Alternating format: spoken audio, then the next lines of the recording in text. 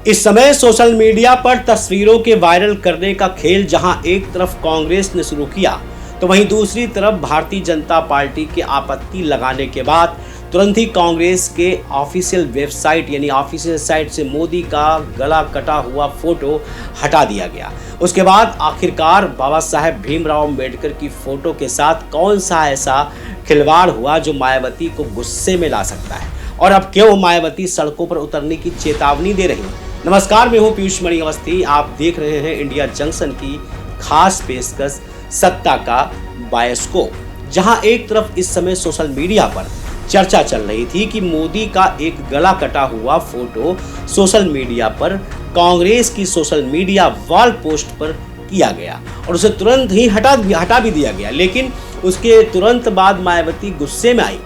अब जरा ये भी जान लीजिए कि माया को पहलगाम के मामले में समाजवादी पार्टी और कांग्रेस को क्यों समझना पड़ा, क्यों समझाना पड़ा। दरअसल पहलगाम आतंकी हमले को लेकर बसपा सुप्रीमो मायावती ने बड़ा बयान दिया है। बगैर नाम लिए उन्होंने कांग्रेस और सपा नेताओं पर निशाना साधा है।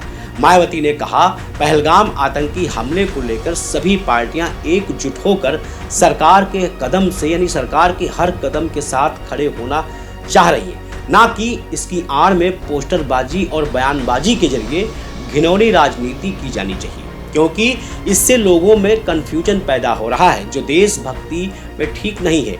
आपको बता दें कि पहलगाम आतंकी हमले में 27 लोगों ने अपनी जान गंवा दी थी।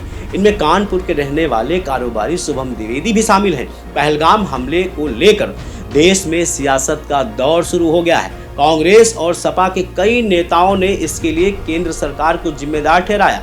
इधर कांग्रेस और समाजवादी पार्टी लगातार केंद्र की मोदी सरकार को पहलगाम हमले पर भारत के एक्शन को लेकर बादलों में घेरने की कोशिश कर रहे हैं, तो उधर मायावती ने केंद्र की मोदी सरकार को खुलकर समर्थन भी किया।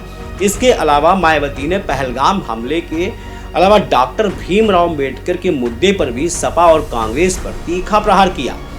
अपने सोशल मीडिया हैंडल एक्स पर मायावती ने लिखा है, भारतीय संविधान के निर्माता परम पूज्य बाबा डॉक्टर भीमराव अम्बेडकर का भी अपमान कतई न बर्दाश्त किया जाएगा। खासकर सपा और कांग्रेस को इस बात का विशेष ध्यान रखना चाहिए, वरना बीएसपी इनके विरुद्ध सड़कों पर भी उतर सकती है। गौरतलब है कि आरोप है कि समाजवादी पार्टी की होल्डिंग में बाबा साहेब की आधी तस्वीर काटकर उस हिस्से में अखिलेश यादव की तस्वीर लगाई गई थी। इसको लेकर बसपा के अलावा बीजेपी के नेताओं ने भी नाराजगी जताई है। डिप्टी सीएम ब्रजेश पाठक, मंत्री असीम अरुण समेत कई नेताओं ने घोर निंदा की। बीजेपी के नेताओं ने भी सपा अध्यक्ष अखिलेश यादव के कृत्य को बेहद शर्मनाक बताया। उन्होंने कड़ी प्रतिक्रिया जताते हुए कहा कि ये बाबा साहब और उनके अनुयायियों का अपमान है। मतलब साफ है कि इस समय सोशल मीडिया पर शरीर किसी महापुरुष का और चेहरे वर्तमान नेताओं के लगाए जाने को लेकर अब एक नई राजनीति फेक पोस्टर की शुरुआत पूरे भारत में देखी जा रही है। और समाजवादी पार्टी और कांग्रेस की ऐसी राजनीति की शुरुआत को लेकर मायावती भी अब बीजेपी के नेताओं के साथ कंधे से कंधा मिलाकर खड़ी होती दिख रही है। मायावती की नसीहत समाजवादी पार्टी और कांग्रेस को न सिर्फ नसीहत है बल्कि एक चेतावनी भी है। अगर सपा और कांग्रेस समय आने पर सही नहीं हुए यानी समझे नहीं, तो इसका खामियाजा इन दोनों ही दलों को भुगतना पड़ सकता है।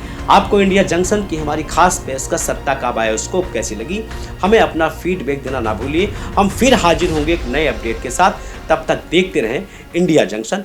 नमस्कार। खबरों से जुड़े रहने के लिए सब्सक्राइब करें हमारा चैनल इंडिया जंक्शन।